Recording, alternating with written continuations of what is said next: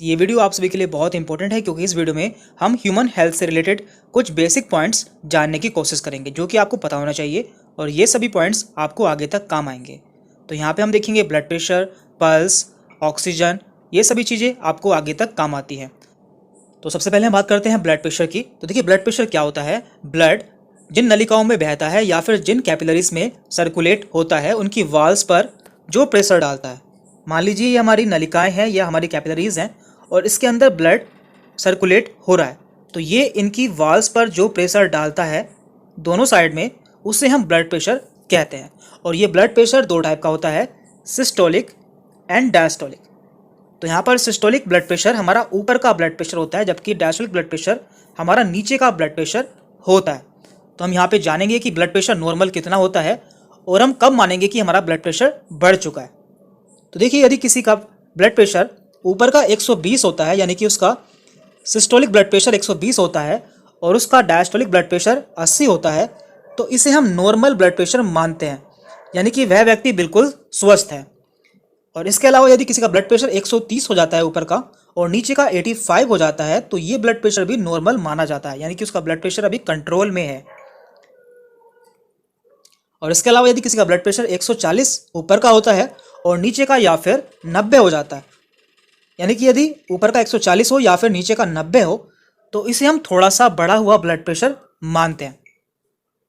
And last में यदि किसी का ब्लड प्रेशर ऊपर का 150 हो जाता है और नीचे का 95 हो जाता है तो इसे हम वेरी हाई ब्लड प्रेशर मानते हैं, यानी कि उसका ब्लड प्रेशर बहुत ज़्यादा बढ़ चुका है। और ऐसी कंडीशन में हमें तुरंत डॉक्टर के पास में जाना चाहिए क्योंकि ये इमरजेंसी कंडीशन होती है। अब बात करते हैं ऑक्सीजन लेवल की। तो देखिए जो भी हम सांस लेते हैं उसमें कई सारी गैसेस के साथ में हमारे अंदर ऑक्सीजन भी जाती है जो कि हमारे लंग्स के एल्वियोलाई पर जाकर हमारी टिश्यू से एक्सचेंज होती है और हमारे ब्लड के थ्रू पूरी बॉडी में सर्कुलेट हो जाती है। तो इसका लेवल कितना होता है ये भी आपको पता होना चाहिए। तो हम देख लेते हैं।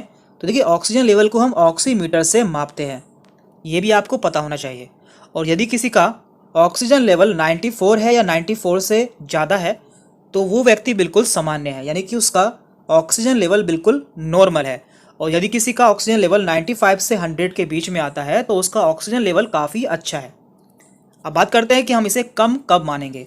यदि किसी का ऑक्सीजन लेवल 90 से 93 के बीच में आता है तो उसका ऑक्सीजन लेवल जरा सा कम है, यानी कि उसका ऑक्सीजन लेवल थोड़ा सा कम हो गया है और इसे आप एक्सरसाइज द्वारा सही कर सकते हैं। लेकिन यदि किसी का ऑक्सीजन लेवल 80 से 89 हो गया है या इससे भी कम हो गया है तो ऐसे में उसका ऑक्सीजन लेवल बहुत कम हो चुका है और ऐसी कंडीशन में आपको डॉक्टर की सलाह पर एडमिट हो जाना चाहिए। अब बात करते हैं हम पल्स रेट की। तो देखिए ये भी किसी हेल्थी पर्सन की हेल्थ को मेज़र करने के लिए बहुत ही अच्छा क्राइटेरिया है। हम जानेंगे कि किसी नॉर्मल पेशेंट का या व्यक्ति का पल्स रेट कितना होता है।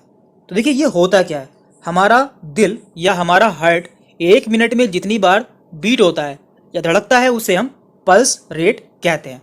नॉर्मली ये 72 से 75 टाइम्स बीट करता है। तो देख लेते हैं। देखिए यहाँ पे लिखा हुआ है 72 पर मिनट, यानी कि यदि किसी पेशेंट का या व्यक्ति का हार्ट 1 मिनट में 72 बार बीट हो रहा है तो इसे हम बहुत अच्छा पल्स रेट मानते हैं, यानी कि उसका पल्स रेट गुड है। और यदि किसी का 60 से 80 के बीच में पल्स रेट आता है तो उसका पल्स रेट नॉर्मल है। लेकिन यदि किसी का पल्स रेट 90 से 120 के बीच में आता है तो उसका पल्स रेट काफ़ी बढ़ा हुआ है। तो ये भी आपको पता होना चाहिए। अब बात करते हैं हम शरीर का तापमान यानी कि बॉडी टेम्परेचर। ये जानना भी आपके लिए बहुत इंपॉर्टेंट है कि हमारे शरीर का टेम्परेचर कितना होता है।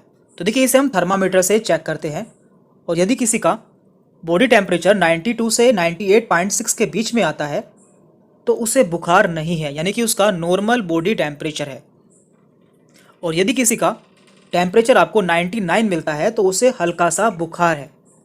और यदि किसी का टेम्परेचर 100 से 102 या उससे ज़्यादा मिलता है तो उसे ज़्यादा बुखार है। तो ये भी आपको पता होना चाहिए। अब बात करते हैं हम HRCT या फिर चेस्ट सीटी स्कैन की। ये आजकल बहुत कॉमन है और इसमें हम किसी भी बॉडी पार्ट को या किसी भी बॉडी ऑर्गन का डिटेल में एनालिसिस कर सकते हैं। तो यहाँ पे कुछ स्कोर दिए जाते हैं जैसे कि 0 से 8, 9 से 18, 19 से 25। तो पहले हम इसे समझ लेते हैं कि ये होता क्या है। देखिए यहाँ पे हमने लंग्स का डायग्राम लिया है इसे समझने के लिए। तो देखिए लंग्स में दो साइड होती है, यानी कि दो लंग्स होते हैं, राइट एंड लेफ्ट। तो आप जानते हैं कि राइट साइड में हमारे लंग्स में 3 लोब होते हैं, सुपीरियर, मिडल एंड इन्फीरियर। जबकि लेफ्ट साइड में हमारे लंग्स में केवल 2 लोब होते हैं, सुपीरियर एंड इन्फीरियर। तो देखिए यहाँ पे हम इन्हें कुछ नंबर्स देते हैं, यानी कि सीटी स्कोर देते हैं। तो यहाँ पे हम हर लोब को 5 सीटी स्कोर देते हैं। मान लीजिए यहाँ पे हमने 5 दिया है इस लोब को, इसे भी 5 दिया है, इसे भी 5 दिया है, इसे भी 5 दिया है और इसे भी 5 दिया है। तो कुल मिलाकर हमारा स्कोर बनता है 25। तो हम सिटी स्कैन में देखते हैं कि हमारा कितना परसेंट या कितने लोब खराब हो गए हैं। यदि हमारा मान लीजिए कि हमारा सुपीरियर लोब में से इसका 3 पॉइंट खराब हो गया है, तो हम मानेंगे कि यहाँ पे केवल इसका 2 पॉइंट ही सही है। और मान लीजिए कि यहाँ से हमारा 1 पॉइंट खराब हो गया है, तो यहाँ पे हमारा केवल 4 पॉइंट ही सही है। तो इस तरह से हमारा स्कोर बैठेगा, यहाँ का 5, यहाँ का 5 एंड यहाँ का 5, 15, 15 और 4 19, 19 एंड 2 21, यानी कि हमारा 25 में से 21 स्कोर आएगा। इस तरह से हम सिटी स्कोर में देखते हैं कि हमारा लंग कितना डैमेज है या उसमें कितना इन्फेक्शन हो चुका है। तो आप इसे समझ गए होंगे। तो वापस से आते हैं अपनी स्लाइड पर। तो देखिए यहाँ पे दिया हुआ है, यदि किसी का HRCT यानी कि high resolution computer tomography score 0 से 8 के बीच में आता है तो उसे माइल्ड इन्फेक्शन है, यानी कि उसे हल्का इन्फेक्शन है या उसे अभी इन्फेक्शन की शुरुआत हुई है। और यदि किसी का HRCT स्कोर 9 से 18 के बीच में आया है तो उसे मॉडरेट इन्फेक्शन है। और यदि किसी का HRCT स्कोर 19 से 25 के बीच में आया है तो उसे सीवियर इन्फेक्शन है, यानी कि उसे काफ़ी गंभीर इन्फेक्शन हो चुका है। तो इससे आप जान सकते हैं कि किसी को कितना इन्फेक्शन हुआ है उसके लंग्स में। और साथ में आपको यह भी जानना जरूरी है कि माइल्ड इन्फेक्शन में जो कंडीशन है या इन्फेक्शन है वो नॉर्मल दवाई से ठीक हो सकता है, लेकिन सीवियर इन्फेक्शन में ऑक्सीजन एंड वेंटिलेटर की ज़रूरत होती है। तो आज की वीडियो में हमने कुछ ऐसे बेसिक पॉइंट देखे हैं जो कि आपको पता होने चाहिए, क्योंकि आपको ये सभी पॉइंट आगे चलकर काफ़ी ज़्यादा काम आएंगे। तो इस वीडियो में इतना ही था। आपको यदि कोई कन्फ्यूजन होती है या कोई डाउट रहता है तो आप हमसे कमेंट करके पूछ सकते हैं। Thank you very much.